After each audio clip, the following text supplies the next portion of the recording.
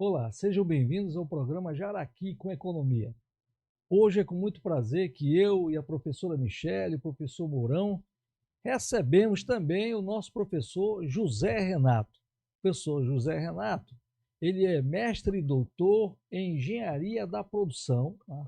Fez um livro muito interessante, Gestão do Conhecimento, Storytelling, que daqui a pouco a gente pode falar um pouco sobre isso, mas ele vai conversar conosco sobre os desafios da gestão do conhecimento em prol da inovação.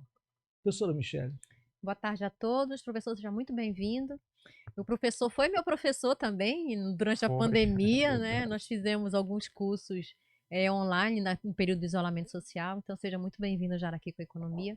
Professor Renato, esse é um projeto de extensão da UFAM, que tem aí como coordenadores eu, o professor Jefferson, e também a participação do Mourão Júnior, que representa a Newton Lins. E nós estamos aí com a parceria do Jornal do Comércio, onde nós fazemos uma gravação todas as quartas-feiras. Então seja muito bem-vindo ao Jaraqui com Economia. Eu já começo aqui já perguntando para você qual é essa relação entre o conhecimento e a inovação. Primeiro agradecer pelo convite, Jefferson, Mourão e a Michelle. A gente teve realmente uma capacitação que a gente compartilhou aí conhecimento. E esse assunto aí, eu sou meio suspeito para falar da relevância de gestão do conhecimento, porque a minha tese de mestrado, doutorado foi toda nessa linha. Uhum. E, o link exatamente é no quê? Só se inova, só se busca novo conhecimento a partir de um conhecimento bem fundamentado. Ninguém vai inovar sobre algo que não sabe muito bem. Nossa. Quem faz isso, aliás, não é que não pode, mas é estranho que, poxa, eu vou inovar sobre algo que eu não conheço. Não. Eu inovo, quer dizer, eu busco um novo conhecimento, né? A partir de um conhecimento bem fundamentado, né? Então, é o próprio conceito de inovação, né? Que é a geração de um novo fator gerador de riqueza, um novo, né? Então, a princípio, eu só posso inovar se eu tiver bem fundamentado naquele conhecimento, porque senão vira invenção, vira coisas que não tem a coisa da geração de riqueza. E quando a gente fala de geração de riqueza, não é só monetária, é geração de Uhum. riqueza em vários sentidos, né? Melhor qualidade, menor tempo, né? No menor custo, né? Nos vários abrangências que algo inovador pode propiciar. Professor, eu ia passar a palavra para o Mourão, me permita, Mourão, Então, mas tu me fizeste eu ter a seguinte dúvida, né? Diante desse contexto, vamos usar as comunidades primitivas. Como é que ficaria, então, conhecimento e inovação? Eles não tinham inovação? sem dúvida. Aliás, eu tenho uma aula que eu ministrei uma vez, que eu peguei o a família Flintstone, Uhum. né? Eu Que lembro da família Jackson. Jackson era um Em futuro. alguma aula que você A gente colocou vê, pra gente. a gente vê, né, ela é mais inovadora, né? É, É que eu fui aluna. É, É, o episódio que ela tá falando é depois do nosso, né? Dos bem, Flintstones, né? bem depois do É nosso. depois. Nós três estamos no outro.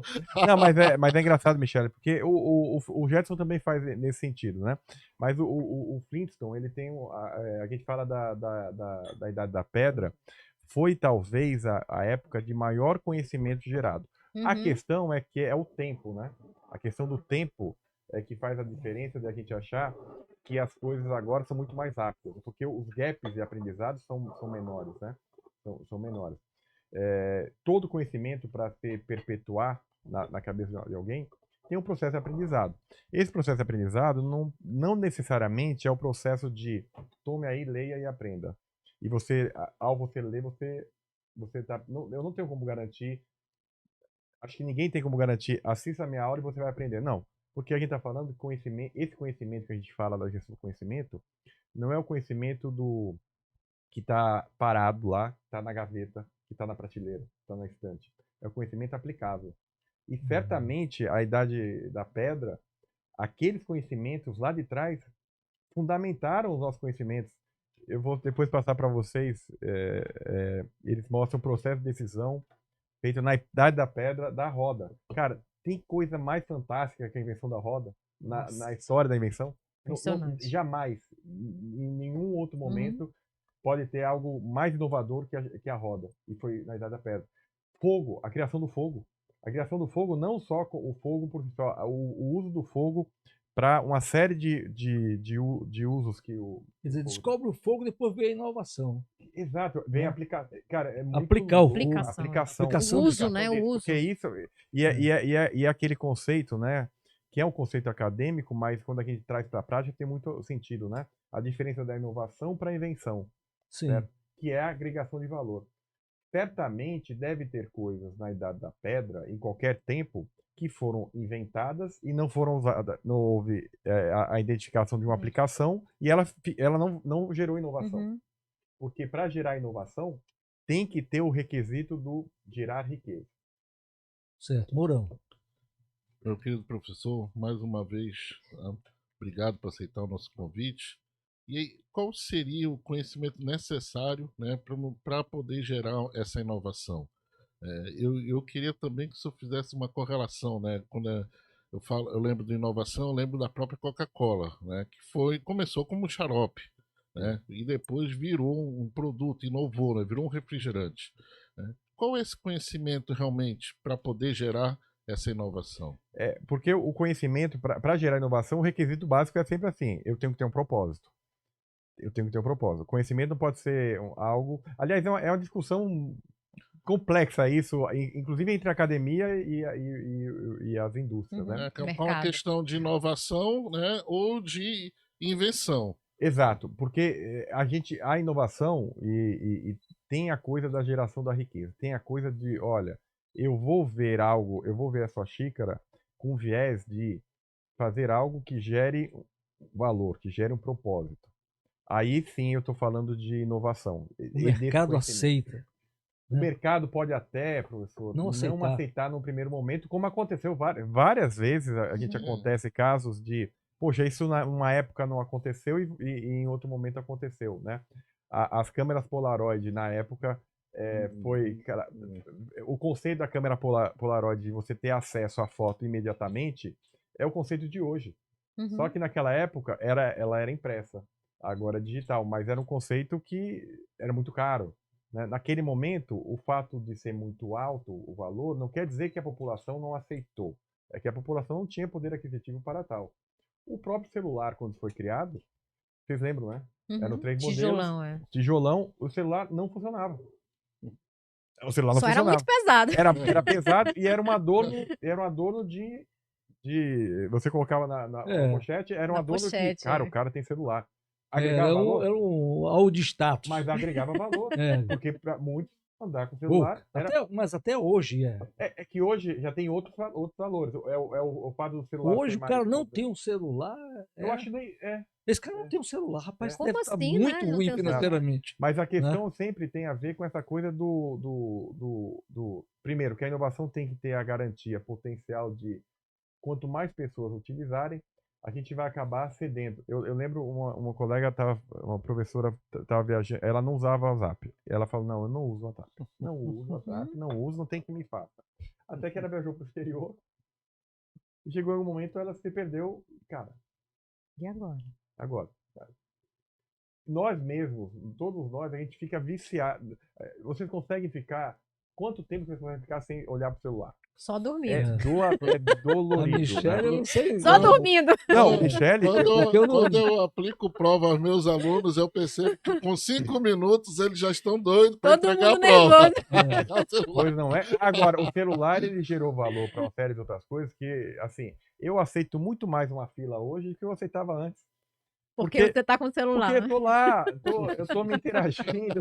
Algumas vezes você fica até assim, né? Poxa, já é minha vez. Na hora, melhor parte do jogo, melhor parte do filme, né?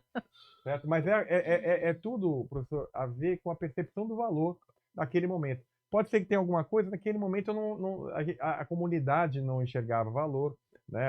Aquelas pessoas da área de influência não enxergaram valor, mas não quer dizer que ela não tinha valor. Mas naquele momento não foi inovação. Pode ser que depois de um tempo, puxa vida, olha só, a gente identificou o valor. A questão da prática, né? Vamos colocar assim, sua formação como engenheiro de produção, né? De visualizar um processo, se chega também, quem está lá na linha de produção, o famoso chão de fábrica, ver que aquela etapa poderia, né, ser de uma maneira diferente. né? Isso seria uma inovação numa visão de quem está na linha de produção? Totalmente. Inclusive, tem alguns requisitos que são essenciais para você gerar inovação. Um deles é a observação.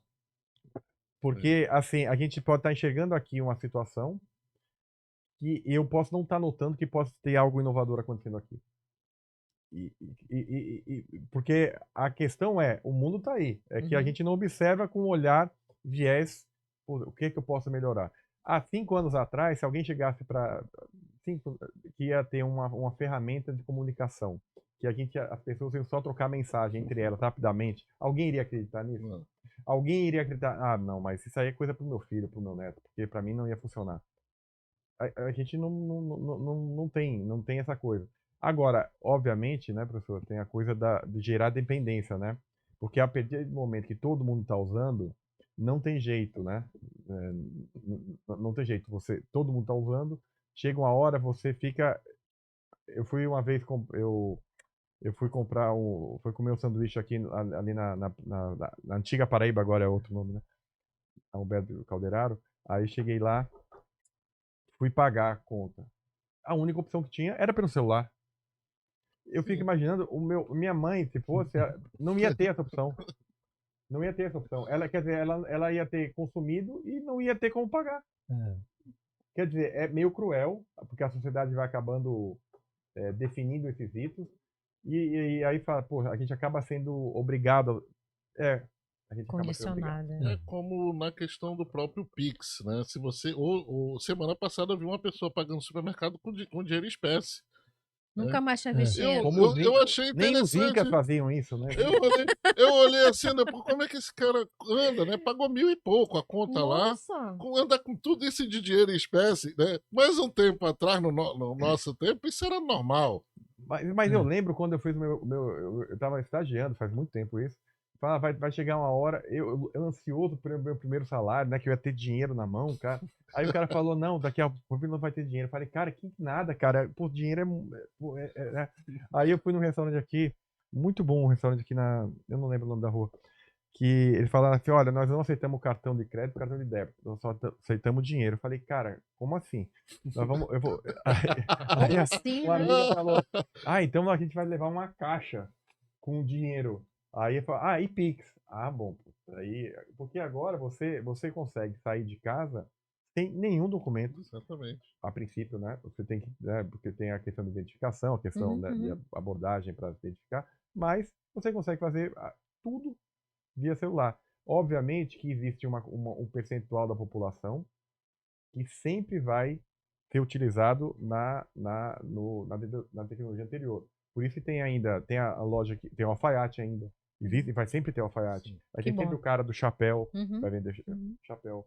Vai ter sempre o cara que vai fazer atividade sob medida. Vai ter sempre nós que vamos ler livros, né, impressos. Não, vai ter um nicho. Vai ter sempre um Vai nicho. ter. Quando a que TV nem um surgiu, bolachão, né? Que nem um bolachão. a TV surgiu, pessoas diziam que ia acabar o rádio tá aí até hoje. E tá aí, né? Aí tem a coisa do LP, que depois de um tempo eu cheguei a concluir, eu não tinha mais onde tocar LP, não tinha mais. E tem gente agora querendo trazer de volta. O próprio rádio evoluiu, é rádio com imagem. Eu participo na CBN e aí no YouTube, a imagem, né? E você fala, é uma televisão. O rádio virou praticamente uma televisão. Professora Michele. Professor, ainda falando sobre a questão do conhecimento da inovação, hoje nós temos aí várias fontes de informação que podem ou não se transformar em conhecimento. Então, existe uma lacuna entre informação e conhecimento. E nós temos informações, inclusive, que não são corretas, que são as famosas fake news. Então, como é que eu vou evoluir a partir de uma qualidade de informação para chegar ao conhecimento para poder ter inovação? Olha aí, professora, tem a coisa dos paradoxos, né? Tem até de paradoxos. Antigamente, a gente chegava numa loja de veículos e você tinha 3 ou 4 requisitos só para você decidir qual carro que você ia comprar. Sei lá, tinha poucas opções, né? Poucas alternativas. Hoje a gente tem muito mais informação. O cara fala, o carro é 1.0. Não dizia muita coisa. Não, o cara é 1.0, híbrido, não sei o quê. Você tem muito mais informação. Pois bem, hoje, com mais informação, é mais fácil ou mais difícil tomar decisão? Muito mais difícil. é um paradoxo. É. Porque, a princípio, se você tem menos informação, é mais difícil tomar decisão. Né? Você tem que... Porque se eu tenho que decidir sobre alternativas, eu tenho que ter informação. Informação é algo importante para eu ter subsídio. Mas o paradoxo da era da informação é exatamente esse. Quanto mais informação eu tenho, pior o processo de decisão. Por quê? Porque é muita informação. Um bichinho desse, você tem muita informação a todo momento. Uhum. E você não sabe qual é a veracidade dessa informação. Uhum. Então, o teu processo de identificação do que é bom, o que é ruim, o que é válido, o que não é, tem que ser muito mais rápido, é muito mais desafiador. Então, você não pode se orgulhar de ter muita informação. Você tem que se orgulhar da melhor forma que você pega o que realmente é relevante em um texto, informação, fontes confiáveis, certo? Essa é a maior Um desafio, é o né? maior desafio. É. Mas não basta isso, porque a informação por si só, nesse exato momento a gente tem uma informação. Passou um minuto, já não tem mais. Essa informação pode ter perdido o valor. O prazo de validade dela é cada vez mais curto, Uhum. mais desafiador ainda. Para virar conhecimento, eu tenho que contextualizar essa informação. Que é aí que faz o diferencial. Você pega a informação, vê o que realmente é válido, né? E isso é muito rápido, é a todo momento, contextualizar isso para transformar em conhecimento, e não é só transformar em conhecimento, porque só transformar em conhecimento não garante o quê? Aplicabilidade. A aplicabilidade que garante o quê? Competência. Então, quando eu falo de gestão do conhecimento, a gente está falando, na verdade, de gestão de competência, conhecimento aplicado. Uhum. Né? Porque não adianta eu ter o título de doutor e aquele conhecimento que eu aprendi, eu não apliquei. Porque senão aquele meu título de doutor vai ser o quê? Um quadro na parede. Tem Certo. importância? Tem. Porque tem pessoas, tem empresa que Não, tem contrata por muita causa de diploma na importância, parede. né? Hein? Mas nós vamos continuar essa conversa no próximo bloco, mestre. Voltamos dentro de alguns instantes.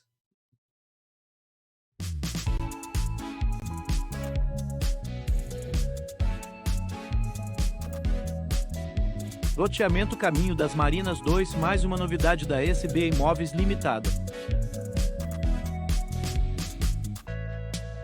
Localizado na Avenida do Turismo, bairro Ponta Negra.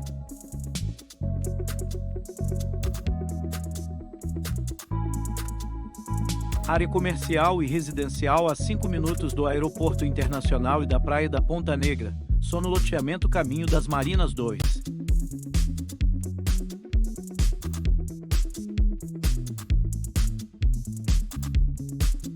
Agende sua visita agora mesmo.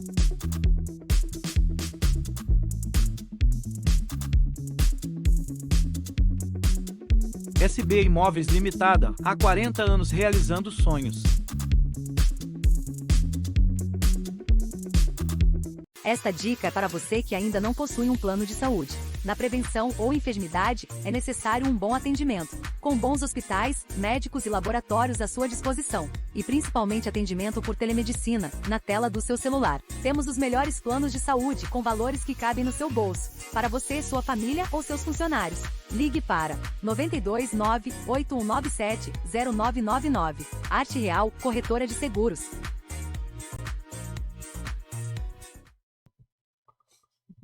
Estamos de volta ao programa Jaraqui com Economia. É com muito prazer que eu e a professora Michele e o professor Mourão recebemos também o nosso colega José Renato. José Renato é mestre e doutor em engenharia da produção. Conversamos sobre gestão do conhecimento. Mas olha só, essa conversa ela é muito interessante, né? Nós aqui refletimos, o nosso programa aqui é um programa de reflexão. Ele não pode ser um programa de pergunta e tu responde e a gente fica calado. Nós estudamos esses assuntos. E todos nós aqui temos em comum uma preocupação muito grande com a Amazônia, né? Com a bioeconomia, com as comunidades tradicionais, né?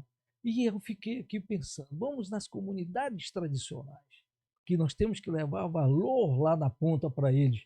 Como é que fica, mas eu estava tentando entender. Se para inovar tem que ter conhecimento, como que alguém numa comunidade tradicional pode inovar? Mas eles inovam. Como que faz? Nossa, eles inovam. O conhecimento deles é tão complexo com relação a uma série de atividades simples que eles têm técnicas de pesca, para identificação se vai chover, se não vai, se é melhor época do peixe, se não é. Isso é tudo conhecimento que não foi obtido de maneira formal. Sim. que aí a gente tenta associar que ele é um conhecimento de menos relevância. Muito pelo contrário. O conhecimento obtido, porque existem dois tipos de conhecimento, né? Tem o conhecimento explícito, que é aquele conhecimento que você obtém da forma convencional, uma capacitação, um curso, uma faculdade, certo? Ele é importante? Ele é importante, ele é muito importante. Agora, tem um conhecimento que é o tácito. Esse tácito é na experiência, é na intuição. Intuição não é chute. Intuição é um processo de conhecimento tão rápido que vira intuitivo. Falo que as mulheres têm de forma mais efetiva, porque na verdade é comprovado que a mulher, o processo intelectual da mulher é bem superior ao masculino, porque elas conseguem, é mais rápido, é mais ágil. Nós demoramos. Mulher faz várias coisas ao mesmo tempo, não por acaso. Porque o processo é isso mais é rápido. verdade. É científico, não é? Não tô... Gostei dessa parte. Essa parte a gente conta depois, pra gente não sair perdendo. Agora, Criou um mestre, monstro. mestre, ainda antes de avançarmos no ponto, só para entender, né? Conhecimento tácito, experiência das comunidades, beleza. Agora, como que uma comunidade pode, por exemplo, extrair algo de uma substância que eles têm lá, que só aquela só a extração daquela essência X aqui que vai valer muito, né? Como eles podem fazer? Eles teriam que estudar, teriam que aprender sobre isso para poder eles gerarem inovação, que não é inovação, não sei se seria, vamos dizer, tem inovação mais simples, aquela inovação Sim. do dia a dia, do cotidiano. Eu estou aqui, meu pai me ensinou a pescar, mas eu vou colocar agora uma outra forma de colocar a isca, sei lá. Então, o conhecimento dessas comunidades é tão espetacular que o problema deles ele já resolveu para a comunidade. Nós é que queremos que aquele conhecimento venha até nós. Então, a responsabilidade de potencializar esse conhecimento para virar algo mais abrangente não é de lá, porque o problema deles eles resolveram. Para a comunidade deles, eles resolvem. Por isso que tem comunidades que têm remédios milenares e que não sofrem doenças que só nós sofremos. Porque dentro do aspecto dela, resolveu. O que nós estamos fazendo, professor, quando a gente tenta trazer, é o nosso desafio de, cara, como é que nós vamos aproveitar esse conhecimento? Que é um conhecimento que eventualmente não é estruturado, mas que passa de geração para geração, que é louco. Porque o cara, ele não sabe como aprendeu. Se você perguntar para ele como ele aprendeu, ele não vai saber explicar. Porque é intuitivo. A melhor forma, quando você sabe que o conhecimento está na pessoa, é quando é intuitivo. Quando você não precisa explicar por que você aprendeu. Quando a gente vai falar lei da relatividade, não, eu aprendi, é porque eu aprendi em física 1, aprendi em física 2. Eu estou subsidiado. Certo? Eu aprendi naquela época. Não, o cara aprende fazendo. O aprender fazendo é uma habilidade para poucos também. Ao longo da nossa vida profissional, certamente, se você perguntar para cada um de vocês qual foi o melhor aprendizado que vocês tiveram, possivelmente nenhum de vocês vai falar, foi B ao quadrado menos 4AC. Foi a teoria de Gauss.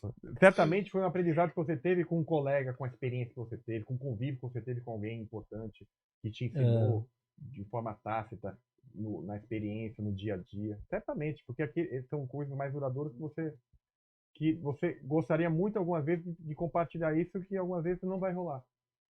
Isso é verdade. Professora Michele.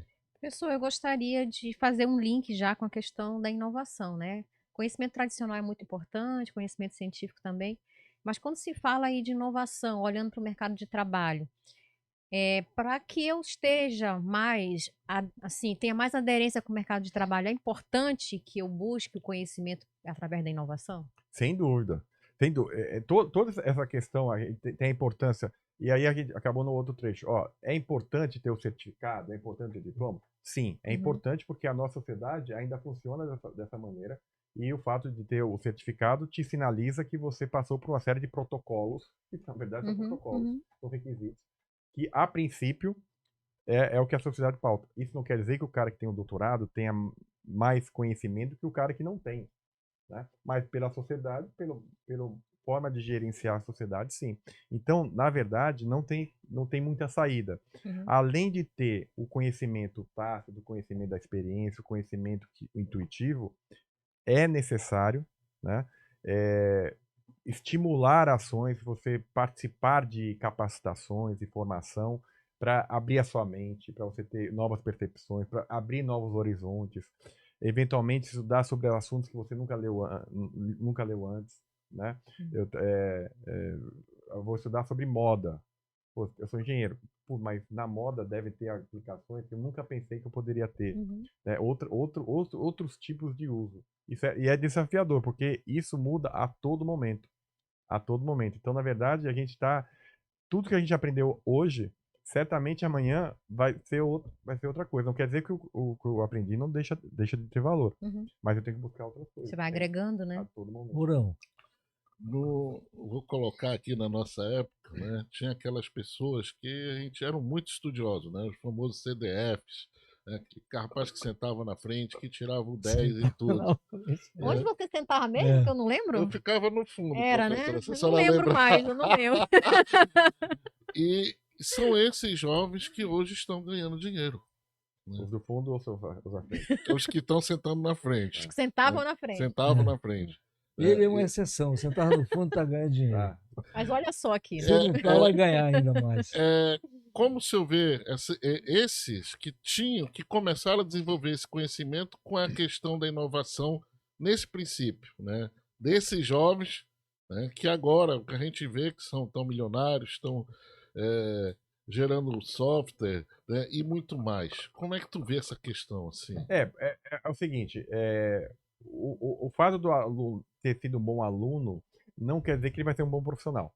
São coisas que ninguém nos ouça, né? Quando a gente vai falar para os nossos filhos assim, ó, vai estudar. Aí porque ele pode falar o seguinte, poxa, por que vai estudar? Porque eu ouvi falar que nem sempre o melhor aluno... Sim, porque a coisa do conhecimento explícito, né? Quem Sim. tem muito conhecimento explícito, ele tira muita nota na escola. Sim. Quem tem muito conhecimento... Mas hoje em dia, o diferencial é o tácito. É o conhecimento. Então, a gente vive um mundo mais voltado ao intangível, que na verdade não é que ele seja intangível. É de mais difícil valorização. Certo? Você vai lá, hoje em dia você compra um serviço, você não está interessado só no serviço, está interessado na experiência. Você vai no restaurante para comer, não é? Ou você vai no restaurante para ter uma experiência. Tem várias outras coisas agregadas àquilo ali. E não é só o alimento, não é tudo. Na escola também tem isso. O aluno que se limita só à formação convencional, a possibilidade de ele ter sucesso profissional na frente é menor. Porque ele não pode parar por ali. Ele não pode parar ali. A escola, a faculdade, a graduação é um passo. A pós é um passo.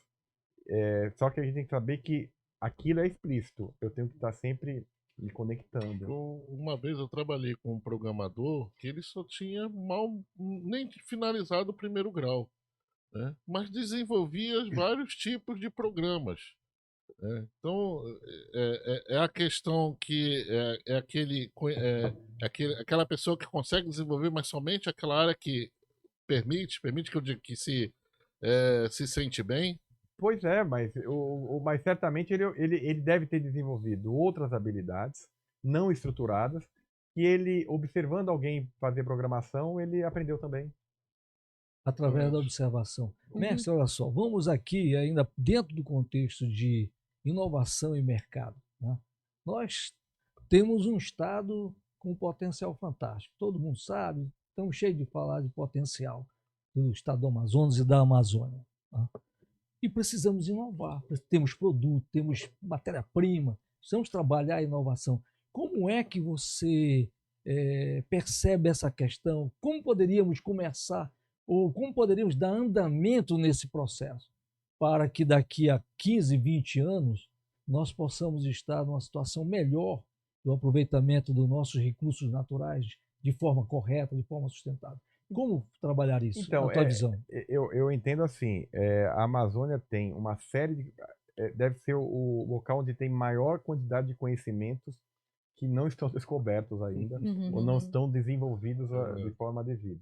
Certo? Ou está desenvolvido, mas está restrito a uma comunidade, está restrito a várias comunidades, e a gente tem que primeiro entender a Amazônia como um modelo de conhecimento refinado, de excelência que a gente tem, e fazer com que ela seja a grande matriz econômica do nosso estado, da nossa região. E dá para fazer isso. Tem desafio, desafiador? Sempre é desafiador. Mas você ter linhas que estimulam esse tipo de estudo, certo? Não pensar na pesquisa só como pesquisa, é pesquisa com viés de geração de riqueza, e a geração de riqueza, repito, não é necessariamente monetária, mas acaba se tornando monetária, mas de tempo, de qualidade, fazer as coisas melhor, de melhor qualidade de vida, certo? A Amazônia, ela tá tudo aqui dentro. O negócio é que algumas vezes talvez a gente sinta-se acanhado de acreditar nessa verdade absoluta, porque a gente poderia muito bem ter certamente a gente vê várias iniciativas, a gente vê que tem mudado muito, cada vez mais nós aqui da Amazônia temos valorizado isso, temos notado que é aqui mesmo, a nossa riqueza está aqui mesmo, está aqui dentro mesmo. Só que ainda falta aquele empurrão da gente, pô, vamos botar... Falta alguma coisa. Bem, nós vamos a um rápido intervalo e voltamos dentro de alguns instantes.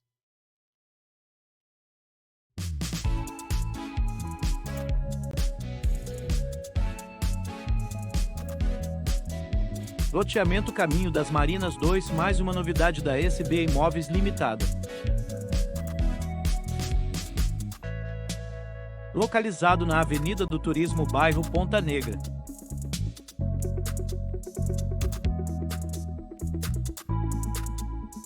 Área comercial e residencial a 5 minutos do Aeroporto Internacional e da Praia da Ponta Negra. Só no loteamento Caminho das Marinas 2.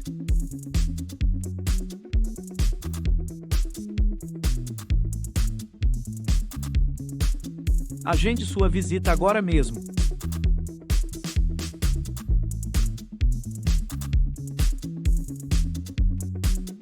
SB Imóveis Limitada, há 40 anos realizando sonhos. Esta dica é para você que ainda não possui um plano de saúde. Na prevenção ou enfermidade, é necessário um bom atendimento, com bons hospitais, médicos e laboratórios à sua disposição, e principalmente atendimento por telemedicina, na tela do seu celular. Temos os melhores planos de saúde com valores que cabem no seu bolso, para você, sua família ou seus funcionários. Ligue para 92 98197 0999. Arte Real, corretora de seguros.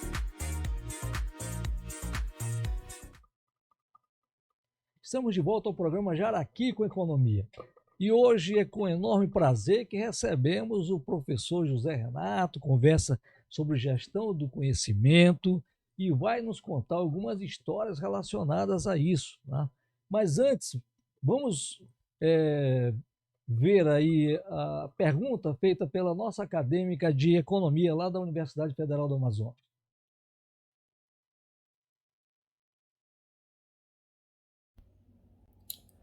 Oi, eu me chamo Érica Marques, sou aluna do curso de Economia na Universidade Federal do Amazonas, a UFAM, e a minha pergunta para hoje é: o que mais alavanca uma organização? A experiência dos colaboradores ou os novos conhecimentos de profissionais entrantes no mercado? É sempre a polêmica do profissional com mais experiência e o novo entrante. Isso. Eu tendo a pontuar sempre que a experiência que a gente vive é que nos trouxe até aqui.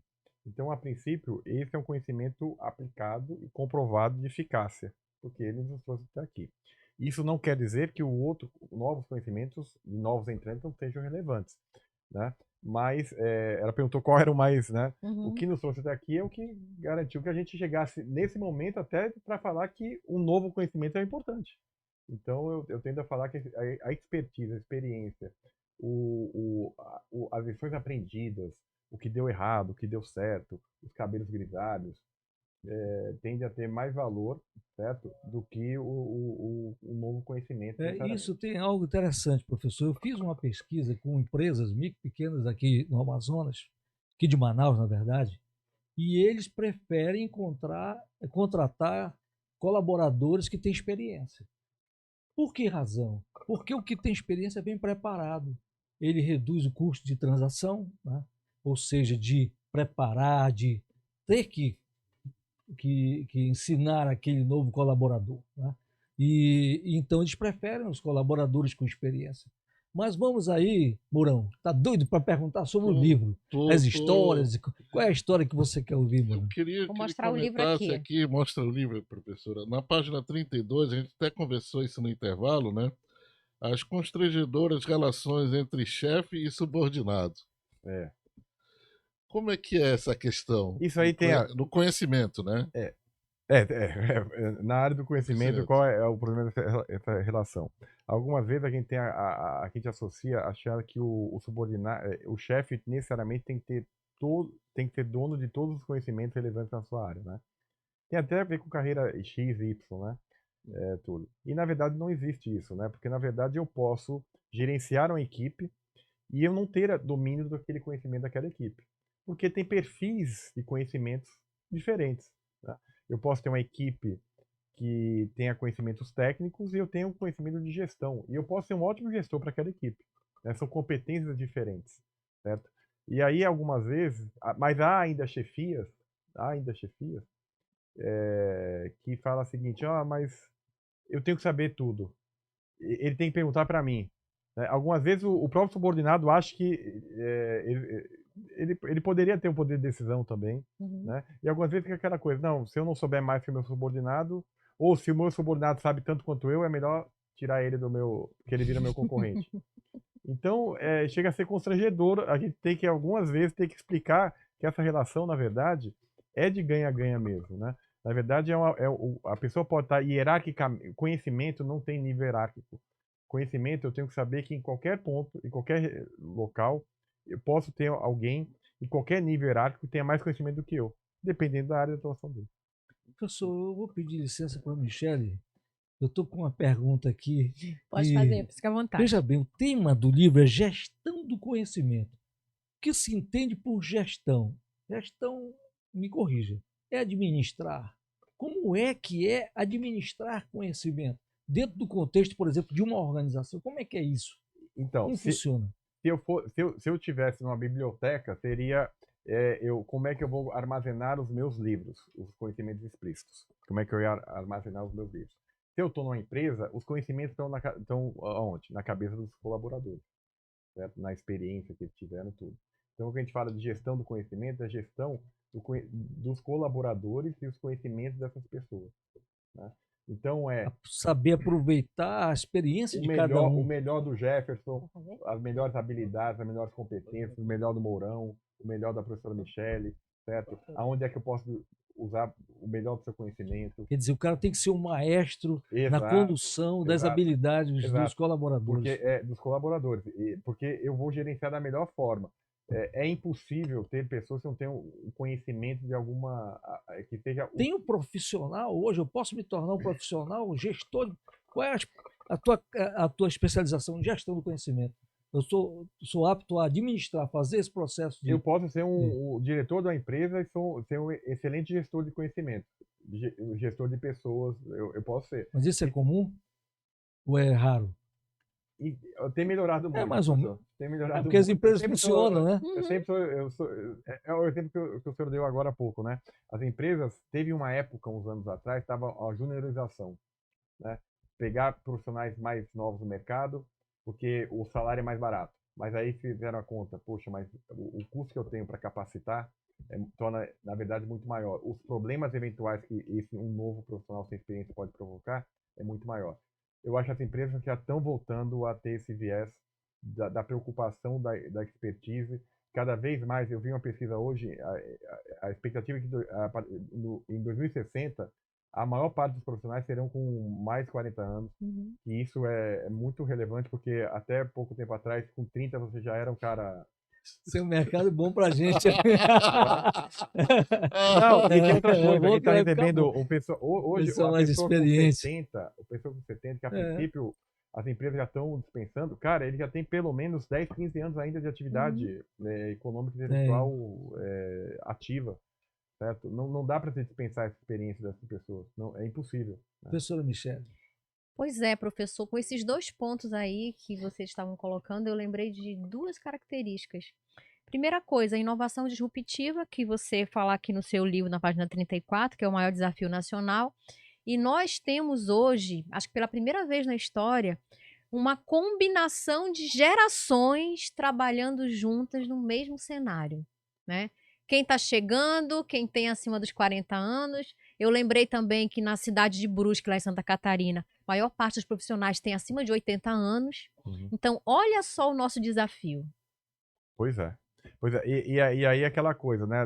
Você tá falando de disrupção, que é algo fora do eixo. Até o professor estava comentando, Uhum. a gente tem outro, tem a inovação incremental, que é aquela de menos impacto. Temos a inovação radical, que raríssimas empresas atuam. Tem a disrupção, que é aquela coisa, a gente vê muito coaches falando assim, todo mundo tem que ser disruptivo. Não, cara, não. Se todo Calma. mundo for disruptivo, não, na boa. Vai ficar registrado essa parte? Vai, já foi. Olha para aquela Vai, câmera. a gente não corta. Vai, nós não cortamos. Não, nada de edição. Não, essa É. parte. Não, se todo mundo fosse disruptivo, cara, não dá para ser tudo, né? Uhum. Disrupção pelo próprio conceito, é coisa fora do Uhum. quebra de paradigma, tudo. Não dá para ser Vai todo mundo disruptivo. acontecendo, Vai né? acontecer natural. Gradativamente. Não, porque algumas vezes se pregam algumas coisas, eu fico falando, cara, o cara tá pregando para todo mundo ser disruptivo. Meu Deus do céu, se todo mundo é disruptivo, cara, quem que vai zelar pela normatização, pelos processos, por todo o arcabouço de Protocolo. conhecimento que a gente, né, os protocolos de saúde, não, vou ser disruptivo também na medicina, cara. Né? Calma. Calma. Apesar do que eu acho, não estou indo contra a inovação disruptiva, mas é algo que a gente tem que zelar pelo conceito também. Professor, eu sei que tu tens aqui diversas histórias, né? E sempre tem aquela que é uma das que mais a gente gosta, né? Eu também gosto, tenho muitas histórias e tem umas que sempre repito. Conta uma dessas assim que se tu tens poucas oportunidades de falar, tu sempre os repete. Olha só, o storytelling, o contar a história, é uma forma dos nossos avós contavam histórias pra gente, e nas histórias tem sempre um valor a ser aprendido, Sim. né? E no meu livro eu uso mesmo, nos meus artigos que eu escrevo, eu uso sempre os exemplos muito dos meus avós, né? Sempre associo sempre com eles, né? E eu falo que eu aprendi a fazer planejamento com a minha avó, porque é o seguinte, a casa da minha avó era muito grande. E era grande, mas só que eram 10 netos. 10 netos e era muita gente naquela casa. As pessoas nas ruas, das vizinhanças entravam. Aquela casa antiga que... Casa de família, né? Não, mas era família da vizinhança Uhum. e tudo. E, na verdade, havia uma ordem até para você acordar, assim, porque, na verdade, assim, acordava o pessoal da primeira turma, porque a mesa era uma mesa grande, gigante, verde, e umas bancadas, cabiam 10 pessoas. E tinha umas 30 pessoas naquela casa. Então, havia um processo de... Mas só que era uma coisa muito articulada. Assim, não falava o seguinte, ó, pessoal, tem 30, pode ter 10 de cada vez. Não. A pessoa minha avó tinha um processo de acordar 10. Nossa! Iam lá. Aí, quando estava acabando de comer, acordava os outros 10, porque dava tempo dos outros limpar, lavar o olho, tudo. Então, ela fazia isso quando a gente tinha férias, diariamente. E a gente achava... E sempre tinha gente naquela cozinha. Uhum. Sempre tinha gente comendo. E todo mundo... E ninguém passava dificuldade, porque tinha um processo muito intuitivo, porque ninguém se sentia... Eu estou na terceira turma eu estou no terceiro processo. Para almoçar, a mesma coisa. Aí, para almoçar, o meu avô era o primeiro, aí a minha avó... Aí, servia, aí daqui a pouco a moça da cozinha passava, olha, vamos chamar esse, porque é os que tinham comia carne. Quem comia frango era mais tarde, que demorava mais. E a minha avó, ela não estudou gestão do conhecimento, ela não estudou nada, cara, ela aprendeu isso. Sabia organizar. Professora Michele, Por isso que ele foi para engenharia de produção, não é? Pois é. Estamos chegando ao fim do programa, mas podes ainda questionar ou fazer alguma observação, tu e o Mourão. Eu queria Vai, Mourão, depois passa para mim. É muito interessante, gostei do livro. Né? Nós ganhamos o livro de presente do professor, Sim, então estou mostrando aqui novamente. Queria que tu explicasse esse calcanhar de Aquiles no processo seletivo. Né? O que é esse calcanhar de Aquiles? A gente estava falando sobre isso agora há pouco, né? O calcanhar de Aquiles, primeiro, a gente convencionalmente, muitas das empresas, isso não é uma crítica, é uma realidade, contrata pelo certificado, pelo título. Uhum. Né? Aí vai falar, professor, qual é a outra alternativa? Tá bom, eu não sou professor de RH, mas deveria haver formas Uhum. né? Porque se a gente basear... quando eu eu comecei a trabalhar há 30 anos atrás, o meu processo seletivo não é muito diferente do processo seletivo de hoje. É Exatamente. currículo Uhum. ou indicação, que é válido, não há desmerecimento nisso, desde que você mostre a competência que você está falando, certo? Os processos ainda são similares. Ah, mudou um pouco, tem uma dinâmica aqui, tá, mas o processo convencional é, você quer um emprego? Manda o currículo. Cara, e esse discurso é É de automático, né? 92, quando eu me formei, que era esse processo.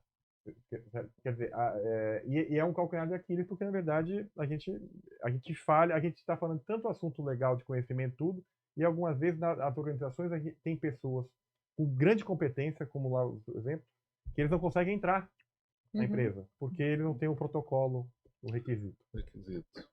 Professora Michele. Pessoal, eu gostaria de agradecer a sua participação também Obrigado. e pedir para que você deixasse para nós assim algumas dicas, né, em relação aí a onde buscar o conhecimento de qualidade, como fazer uma boa gestão desse conhecimento, porque para nós é um desafio. Chega tanta coisa para nós todos os dias, né, tanta informação, e como é que eu vou transformar isso em conhecimento, de qualidade, inclusive, né? O primeiro sempre que eu vou procurar fontes, né, indicação é muito legal, né? Você tem indicações, né? Ver se as fontes são confiáveis, né? A gente tende, quando a gente vê alguma informação, dependendo do tipo tem um conhecimento raso que a gente fala muito, que é Uhum. aquele conhecimento que, na verdade, é uma pílula só, que, na verdade, não te dá substância, certo? Não acreditar em falsos profetas também, né? Não acreditar no cara que... Influenciadores. Ganhou 1 milhão em um mês. Influenciadores. Assim, tudo bem, eu posso ser influenciado de várias formas, né? Uhum. Mas tende a ser um pouco mais seletivo em quem vai te influenciar também, né? Eu gosto de ser influenciado por Ariano Suassuna, por pessoas que, né? Certo? Ariano Suassuna, tu estás bem então, né? Não é? Pô, um cara que Suassuna. já falecido, porque sempre a gente está aprendendo mais coisa com ele, com o Luiz Gonzaga, com esses caras, Peter Drucker. Você vê que eu vou do Luiz Gonzaga, Ariano Suassuna, Peter Drucker, né? E minha avó. E aí, é aquela coisa. O Ariano era um contador de histórias. Totalmente. E não se chamava storytelling. Aliás, se chamava storytelling para ele, é capaz de ele dar um esporro Não, na gente. ele ia dar um esporro, porque inglês. tem por causa do inglês. Por causa do inglês. Né? Então, buscar essas fontes é importante, né? Não simplesmente, alguém postou uma frase legal. Cara, procura lá o autor, vê qual a contextualização, né? Tem uma escritora nigeriana, Chimamanda, que ela fala muito sobre feminismo, e ela fala o seguinte: quem faz a cultura é a pessoa, são as pessoas, não é, né? Pessoas que fazem a cultura, não é a cultura que faz as pessoas. Nós podemos ser elementos de transformação para que informação, conhecimento tenha mais relevância no mercado. Professor José Renato, quem quiser, nós estamos mostrando o teu livro aqui, depois o que deixa as pessoas irritadas é o seguinte: onde eu encontro esse livro? Então, e aí? É só no meu Instagram, é @jrsantiagojr. Aí compra contigo e tu entrega, manda entregar no correio, porque então, é o que eu JR, como é que é? JR Santiago JR. Tá, JR Santiago JR. Nós vamos colocar aí. Tá bom? Tá bom. E é lá porque é o que eu tava falando. Eu não sou eu que faço tudo, mas eu faço eu contrato alguém para fazer a capa, alguém para editorar, vou na gráfica, contrato a gráfica, recebo os livros e mando. Engenheiro de produção de Exato, cabo a tem rabo. que aplicar esse conhecimento que eu obtive, né? Ok, mestre. Tudo bem, Mourão? Michele, tudo bem. Obrigada. Nós só temos a te agradecer, meu irmão, pela oportunidade de trocarmos essas ideias contigo, né? Aprendermos um pouco mais sobre gestão do conhecimento e te desejar sorte, né? Cada vez mais, e que você avance você que gosta de sempre publicar diversos livros. Quando tiveres outro, vem aqui conosco. Pode deixar. Okay? Muito obrigado e agradeço também a todos que nos acompanham. Forte abraço.